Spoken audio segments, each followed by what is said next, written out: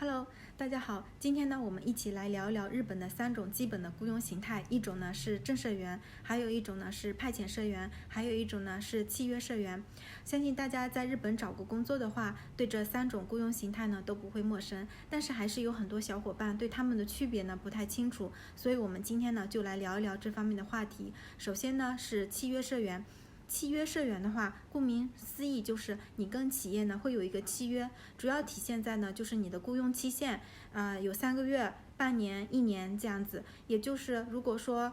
契约到期的话，这个公司不愿意跟你续签的话，你就没有办法在这个公司继续工作了，你就只能面临着转职了。所以给人的感觉就是不太稳定，所以经常有小伙伴来我们这边咨询，或者是想要转职的话，会聊起他现在的这个公司的情况，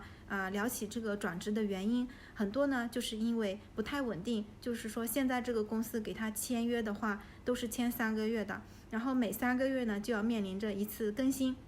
这个契约，所以感觉就是一个是麻烦，一个呢最主要的是没有安全感，所以呢想要转职。但是其实也有一些好的这个契约社员，就是他一开始入社的时候是契约社员，但是只要你努力的话呢，你是可以转正的。所以如果说大家对某个公司如果是特别喜欢的话，但是只是因为他是契约社员的话，先不要拒绝，你可以跟老板先去做一个沟通，如果说能够在将来转正的话，是完全可以考虑的。然后接着呢，我们来聊一聊这个派遣社员。派遣社员的话呢，就是大家在市面上应该是见到最多的。派遣社员的意思呢，就是首先有一个派遣中介，然后呢你去跟他谈，然后呢把自己的简历呢登录在他那里。也就是派遣公司的话，你基本上跟他谈的话呢，很容易就是给你内定，就是因为这个内定的话是派遣中介给你的，不是说这个给你就是给你工作的这个公司给你的。意思呢就是说，首先这个派遣中介呢要把你派出去，比如说派到 A、B、C、D 这些公司去，他要把你的简历呢首先就发给这些公司，然后让这些公司看哪个公司要你，如果要你了的话，然后你就可以去工作，如果没有要你的话，其实你是没有工作的，也是没有工资的。如果说比如说 A 公司要你了，然后你就可以在 A 公司工作了，然后 A 公司给你发工资的时候呢，是发到这个派遣中介的，然后派遣中介呢再从这个工资里面呢扣除掉一部分手续费也好，你可以理解成手续费也好，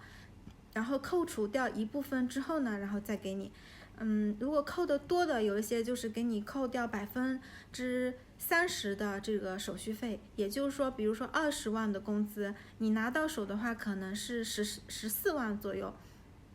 然后有一些派遣公司的话，可能也没有办法给你支付这个交通费，或者是给你上保险，所以你拿到的工资呢是被扣了，而且很多东西也要你自己去承担，所以相对来说的话也不太稳定。还有就是一个不稳定的因素，还有一个存在，就是比如说 A 公司要了你3个月，或者是半年，或者是1年，但是可能 A 公司他不要你的话，马上你就要面临着就是这个派遣中介要重新给你去找公司。然后比如说